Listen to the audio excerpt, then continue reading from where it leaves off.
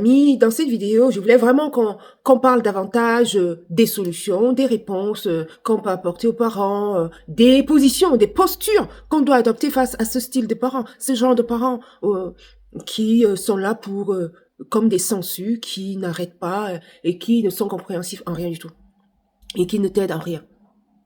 À partir de là, oui, non, mais un parent, c'est d'abord là pour épauler son enfant, hein. Avant même qu'il ne commence la vie active, tu as déjà ouvert un compte, tu as déjà, tu as déjà prévu des choses qui vont faire en sorte que cet enfant, dans son avenir, que tu sois là ou pas, qu'il puisse en sortir. Sans toi, avec ou sans toi. Tu as déjà tout mis en place. C'est comme ça. Au contraire, au lieu de faire ça, non, le parent est là pour t'amener à t'écrouler, pour te tirer vers le bas. Non, là, il faut penser très sérieusement à dire stop à ça. Dire stop à ça, c'est pas complètement de couper les ponts. Non, c'est pas ça. Avant d'en arriver à couper les ponts, il faut vraiment que ce soit gros. Surtout si c'est tes propres parents, tu vois, si c'est tes parents. Mais dire stop, c'est de mettre en place des mécanismes qui vont faire en sorte que ces parents puissent comprendre. Salut les amis, j'espère que vous allez bien. Eh bien, nous allons écouter cette vidéo. Je vous invite à l'écouter. Nous allons revenir tout de suite par une analyse solide. Oui, je Allons-y. l'ai vécu, beaucoup d'entre vous l'ont vécu aussi, et beaucoup d'entre nous le vivent encore à l'heure actuelle. Je parle bien évidemment du fait que beaucoup de parents africains considèrent leurs enfants comme des locataires et non des enfants. Je m'explique. C'est devenu une norme que les parents africains exigent, je dis bien exigent, un dû financier à leurs enfants une fois arrivés à l'âge adulte. Pour la majorité des cas, ces enfants-là ne commencent jamais leur vie avec d'épargne, et pourtant leurs parents n'hésitent absolument pas à leur exiger de leur filer une grosse partie de leur salaire. Petite parenthèse, j'ai un petit message aux parents africains. Regardez-moi droit dans les yeux. Vous n'êtes pas dédommageable. Vous n'avez pas à être dédommagé d'un quelconque montant qui n'existe pas. Vous avez littéralement décidé de mettre au monde des humains. Vous devez vous en occuper. Ok? Ça, c'est la norme. Non, pour tous les parents qui l'ont fait, c'est bien. Vous êtes à féliciter parce que vous avez tenu vos engagements envers vous-même et envers l'enfant que vous avez mis au monde. Mais l'enfant vous doit une gratitude éternelle et non une redevance. Retenez-le. Je vais m'énerver sinon. Je me calme et je reviens sur le fait que beaucoup d'enfants doivent à l'heure actuelle lutter parce que beaucoup de parents utilisent des stratégies sournoises.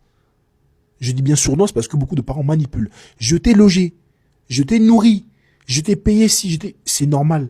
Vous n'avez pas à l'utiliser comme moyen d'échange émotionnel pour obtenir de l'argent de la part de vos enfants. C'est une situation qui détruit des familles et je sais de quoi je parle. Sur ce, évitez s'il vous plaît de demander de l'argent à vos enfants. Essayez plutôt de leur aider à traverser un chemin qui est compliqué. Ensuite, ces enfants-là vous donneront tout. Vous l'entendez? C'est terrible. Hein. Vraiment, c'est vraiment un fléau. Parfois, tu en entends des meilleurs. C'est-à-dire que tu as toujours cette notion-là. C'est-à-dire la redevance éternelle. Parce qu'on t'a mis au monde, eh bien, seulement parce qu'un parent t'a mis au monde, eh bien, ça suffit pour que ce parent soit derrière toi toute ta vie, pour te demander, pour te réclamer, pour te faire du chantage. Chantage émotionnel, chantage sentimental, chantage familial, chantage... Ça suffit pour que ce parent-là, seulement le fait qu'il t'ait mis au monde suffit, donne tous les droits aux parents aujourd'hui. Non.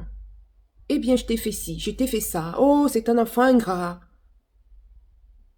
Au point de réclamer des salaires.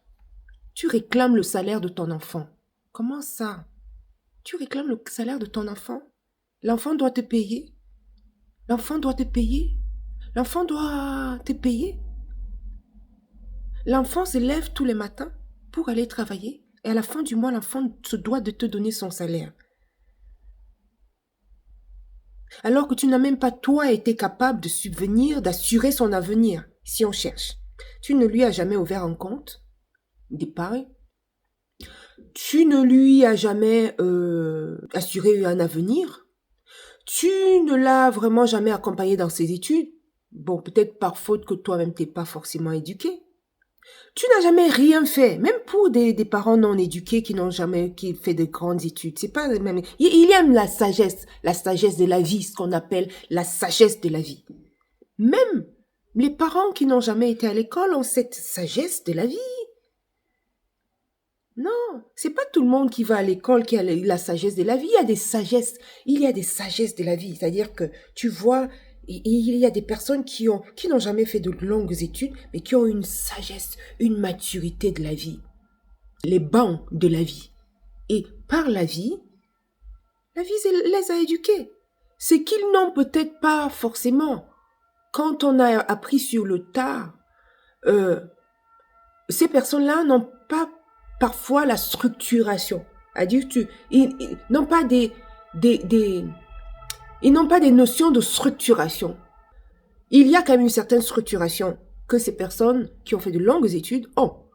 Ce que les personnes qui n'ont pas fait d'études n'ont pas. Mais cela ne veut pas dire que ces personnes n'ont pas une maturité sociale, une maturité de la vie. Oui, t'as pas forcément besoin d'avoir fait de très longues études pour avoir la sagesse et la vie. D'accord? Donc à partir de là, tu n'as même jamais franchement aidé ton enfant à pousser loin, à s'en sortir. Mais lorsque l'enfant commence à travailler, eh bien tu es là. Tu te pointes pour son salaire.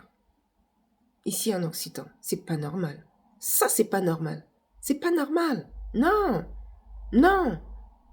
Avant d'aller plus loin dans cette vidéo, les amis, je vais vous rappeler que nous sommes ici sur une chaîne naissante. Donc, allez-y massivement vous abonner. Je sais également que beaucoup de personnes regardent cette chaîne. Beaucoup. Mais ne sont pas abonnés. Abonnez-vous pour qu'on parte ensemble, qu'on se lance ensemble dans cette belle aventure de Bella Analyse et Éveil.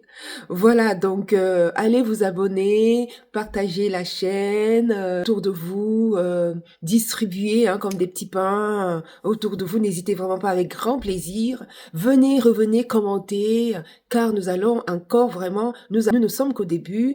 On verra beaucoup de personnes, enfin quelques-uns demandent déjà des lives pour donner leur avis à chaud pour ce phénomène qui est vraiment un phénomène, un fléau africain où les parents, les familles s'agrippent les uns sur les autres. Bon, on a déjà donné les causes. Les causes, mais maintenant, les conséquences font que il faut vraiment retrouver, peut-être, pourquoi pas penser à un autre modèle qui va permettre les uns et les autres de s'en sortir. Parce que c'est mauvais quand ça devient un modèle où les parents s'agrippent comme ça sur les enfants, ou alors les familles s'agrippent les uns les autres comme ça, au détriment de la personne qui finance. Donc là, c'est pas un bon modèle pour la personne qui finance, parce que on trouve là beaucoup de comportements qui sont nocifs. Nocifs de la part des personnes qu'on aide, et pas bénéfiques pour la personne qui aide. À partir de là, il faut qu'on trouve ensemble un nouveau modèle. Donc, c'est ensemble. Donc, possible qu'on puisse faire des lives. Je ne sais pas encore. Je vais pas encore me lancer à cela parce que ce n'est pas ma seule activité. D'accord? Donc, j'ai un travail au quotidien qui ne me permettra pas forcément de trouver le temps pour faire des lives. On verra. On verra peut-être des week-ends. Je ne sais pas. On verra comment j'en sais ça. Mais je ne vous promets pas encore. Pour l'instant, on reste dans le modèle des vidéos et que je fais généralement quand j'ai un peu de temps disponible. Ceci dit, nous revenons sur le vif du sujet.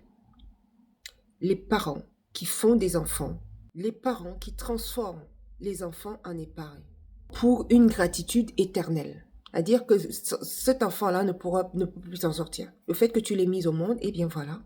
Ça suffit pour que tu t'agrippes sur l'enfant et l'enfant ne pourra plus s'en sortir de lui-même. C'est-à-dire que tu t'agrippes tellement sur l'enfant que tu l'écroules, tu fais qu'il s'écroule avec toi. Tu es une sangsue sur l'enfant. Tu suces et encore, au point où l'enfant n'arrive même pas à s'en sortir parce que l'enfant te doit une gratitude éternelle. Non, ça c'est non. C'est de ça dont il est question sur cette vidéo. Je pense qu'il est vraiment temps que qu'on voit les choses autrement. Mon discours n'est pas de dire n'aidez pas vos parents. Mon discours n'est pas de dire séparez-vous complètement de vos familles parce qu'ils en font de trop. C'est pas ça mon discours. Mais je pense que il est temps que ça s'arrête et de trouver des nouveaux modèles. Des nouveaux modèles, parce qu'on voit bien que ces modèles-là, dans notre monde actuel, c'est pas des modèles c'est pas des modèles bénéfiques pour des personnes qui aident. Là, on est en train de tirer la sonnette d'alarme pour dire stop, stop. On peut trouver d'autres modèles. Donc, dans cette vidéo, je vais beaucoup plus m'attarder sur comment faire. Quelles sont les solutions? Quelles sont les solutions à ces problèmes-là? Comment faire pour s'en sortir? Pour ne pas reproduire les mêmes choses?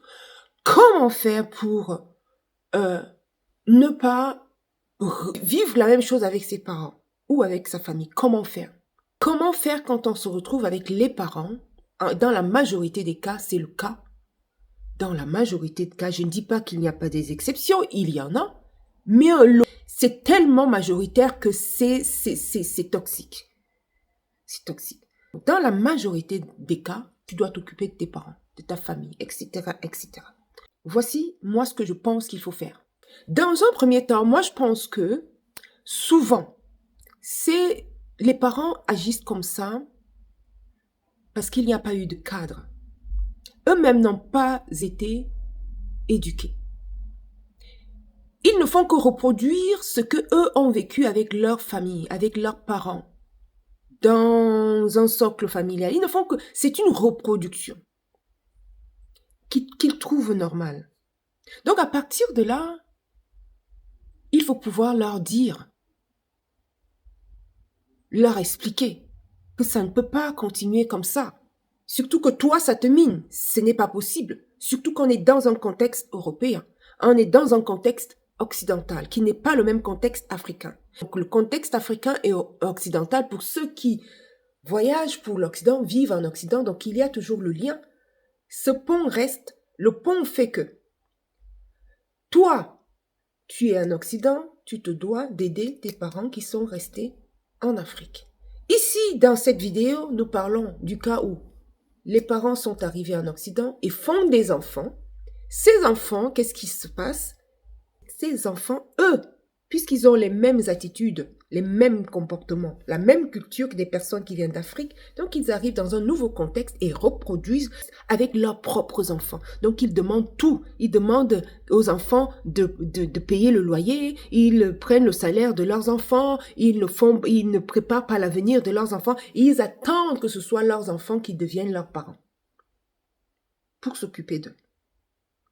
Alors qu'ici en Occident, on est dans un modèle où les États sont quand même relativement forts pour pouvoir prendre en charge. On a la sécurité sociale, on a les systèmes de retraite, on a quand même des entraides, etc., etc., que les États ont mis en place. Donc, tu ne peux plus t'agripper complètement sur ton enfant. Lâche-le. Laisse-le vivre sa vie. Laisse-le se dépatouiller et arrête de lui demander de l'argent au quotidien. Arrête de l'essouffler. Arrête de demander son salaire. Arrête d'aller prendre des dettes à son nom. Arrête. Il a besoin de vivre. Donc, tu ne peux pas reproduire le même modèle que toi, tu as exporté d'Afrique jusqu'ici. Je ne demande pas ici de ne pas aider les parents. Non, je ne demande pas ici. C'est pas ça mon discours. Mais de trouver un modèle équilibré. Et que les parents sachent que en Occident, ça se passe autrement. On est dans un contexte occidental. Et ces cas dont je parle ici, ce sont des cas qui se reproduisent ici en Occident. Tu ne peux pas penser que ton enfant est devenu ton assurance vie. Ton enfant te doit la reconnaissance éternelle. Juste parce que toi, tu l'as mis au monde. Ah non. Jusqu'où on va aller avec ça? Jusqu'où ça ira? Non, tu ne peux pas. Tu ne peux pas. Ou alors, j'ai aussi entendu des cas où voilà, seulement parce que ton père t'a amené en Occident, ou ta mère t'aurait amené en Occident, eh bien, tu te dois de lui acheter des maisons, de lui faire vivre sa vie de rêve. Attends, pourquoi tu as mis cet enfant au monde si tu penses qu'il doit venir maintenant te donner tout ce que toi, tu n'as pas réussi à te donner toi-même? Non.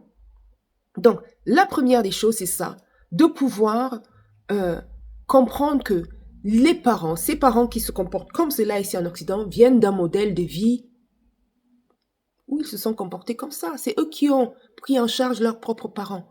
C'est eux qui se sont occupés d'eux toute leur vie. Même jusqu'à ce qu'ils viennent ici, c'est toujours eux qui s'en occupent là-bas en Afrique. Donc, à partir de là, ils pensent qu'ils doivent reproduire le même modèle. c'est là où la donne va changer. C'est là où il faudra leur dire stop. Alors, comment tu vas faire pour leur dire stop? Bien sûr, tu vas pas leur dire papa, maman, stop, machin. C'est un manque de respect. Donc, on est dans une notion de respect. D'accord? Donc, à partir de là, tu vas simplement leur dire, leur expliquer ta vision. Leur faire comprendre ce que je viens de vous expliquer, par exemple. Papa, maman, vous venez d'un système où on s'occupait, où vous avez pris en charge vos parents, vos familles, toute la famille, paternelle, maternelle. C'est vous qui avez assuré tout pour eux, leur santé, les études de leurs enfants, de leurs grands-enfants, etc., etc. Vous les avez nourris, vous les avez envoyés à l'école, vous payez leur loyer, vous leur avez construit une maison, des immeubles, enfin bref, vous avez fait tout ça, ça c'est bien, super. Mais on est dans un nouveau modèle, nouveau contexte, qui est un contexte occidental où moi, en tant qu'enfant, je ne peux pas vous prendre, je ne peux pas me permettre de vous prendre en charge éternellement. Permettez-moi déjà de m'en sortir et je ne dis pas que je ne prendrai pas soin de vous, mais c'est simplement que vous puissiez comprendre que j'ai besoin, moi, d'abord de m'en sortir. Plus je vais me former, plus j'aurai un bagage qui va me permettre de mieux vous prendre en charge plus tard, plus j'aurai un bon travail qui me permettra de pouvoir vous aider. Parce que bien évidemment, la majorité de ces parents ne sont pas forcément formés ou alors ont des petits métiers. Il faudra expliquer votre vision à vos parents. Quand vous savez vraiment, vous savez, ça n'ira jamais à l'affront. Il faut éviter l'affront, donc on va mollo, on va dans l'explication, on va dans l'éducation. Leur expliquer que vous êtes dans un contexte où vous avez besoin de vous en sortir et mieux vous en sortirez, plus vous pourrez les aider. Vos parents viennent d'un milieu où vous n'avez pas été. Ils viennent d'une éducation que vous n'avez certainement pas reçue. D'accord? Donc, ils viennent d'un système où eux-mêmes ont pris en charge leurs propres parents. Eux-mêmes ont pris en charge toute leur famille, que ce soit maternelle, que ce soit paternelle. Ils ont vraiment fait le nécessaire. Donc, à partir de là, ils vont reproduire le même schéma. Ils vont reproduire la même chose. Donc, vous allez devoir vous-même le comprendre. Il faut le comprendre. Parce que vous ne pouvez pas changer un système comme ça du jour au lendemain. Il faut vraiment une vraie volonté pour le faire. C'est de sensibiliser les parents, de sensibiliser les familles, afin de se rendre à l'évidence, de voir les conséquences néfastes que cela engendre auprès des enfants. Ou auprès des membres de leur propre famille, simplement, parce que ça ne tourne pas que sur les enfants, c'est un fléau. Vous voyez, c'est les membres de la famille qui en subissent, que ce soit des enfants, que ce soit des frères, des sœurs, les parents, c'est tout le monde qui est quand même impliqué. Donc, comprendre véritablement que vos propres parents, eux-mêmes, ont vécu la même chose. Eux-mêmes ont subi la même chose. Donc, ils ne reproduisent que ce qu'eux-mêmes ont déjà vécu. Donc, il faudra que vous-même, vous puissiez le comprendre. Le comprendre n'excuse rien à ce qu'ils font. Le comprendre n'excuse rien leur méthode. Non, c'est pas ce que je veux dire. Ne me méprenez pas. Le comprendre va davantage vous aider à franchir le cap. Le comprendre va davantage vous aider à vous affranchir. Le comprendre va vous aider à mieux les aider. Comprendre d'où ils viennent. Comprendre où ils ont vécu, comprendre leur histoire, comprendre leur culture, comprendre ce qu'ils sont. Parce que c'est pas forcément la même chose. Alors à partir de là, ça va mieux vous aider à faire votre travail à vous. Maintenant, une fois que vous avez compris, vous pouvez mieux dialoguer avec eux. Donc, vous comprenez, en quatrième position, il faudra penser au dialogue. Il faudra aboutir à quelque chose. D'accord? Ne pas juste rester à comprendre. Comprendre et après quoi? Comprendre et puis quoi? Il faut foncer à un dialogue. Papa, maman, est-ce que je peux vous parler? Papa, maman, est-ce qu'on peut discuter? Papa, maman, est-ce que, on peut avoir une petite conversation familiale un de ces jours? prévoir autour de cette conversation, on peut par exemple les inviter à un resto, pourquoi pas, dans un cadre familial où ils ne peuvent pas réagir avec brutalité, où ils n'auront pas des réactions qui vont vous surprendre. Faut dans un cadre, moi je dirais pourquoi pas public. Ça dépend de comment tes parents sont. Tu les connais mieux que moi, mais je pense qu'il faudra qu'il y ait des témoins, qu'il y ait des gens autour. Empêcher qu'ils aient des réactions intempestives, des réactions surprenantes, des réactions blessantes. Pourquoi pas un resto? D'accord?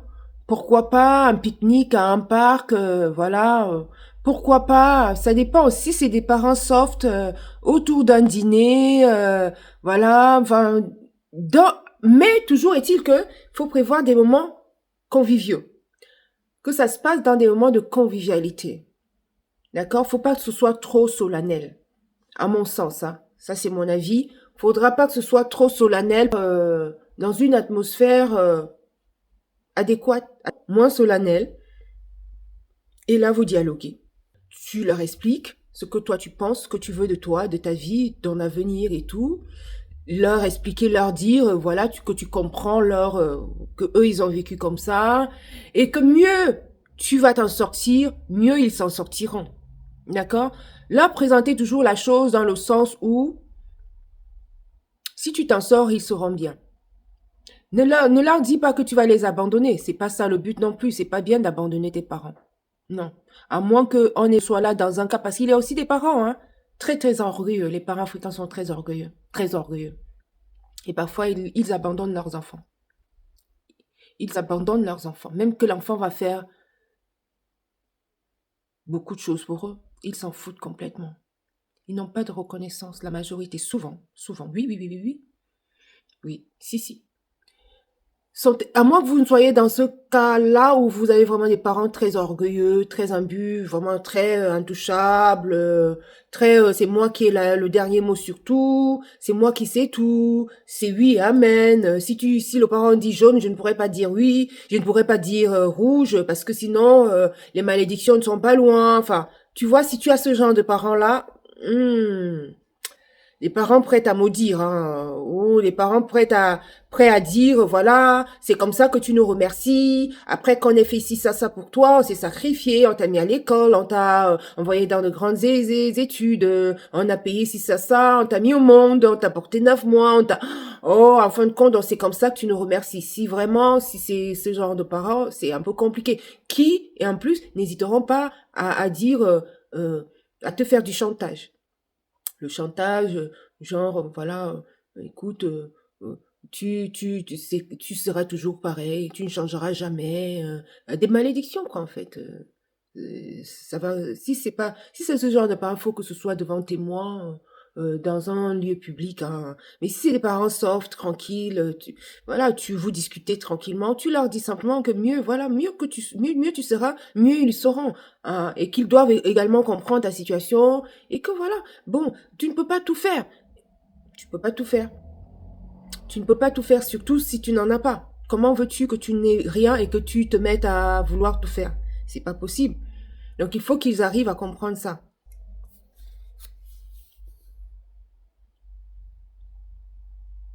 Donc, dialoguer avec tes parents.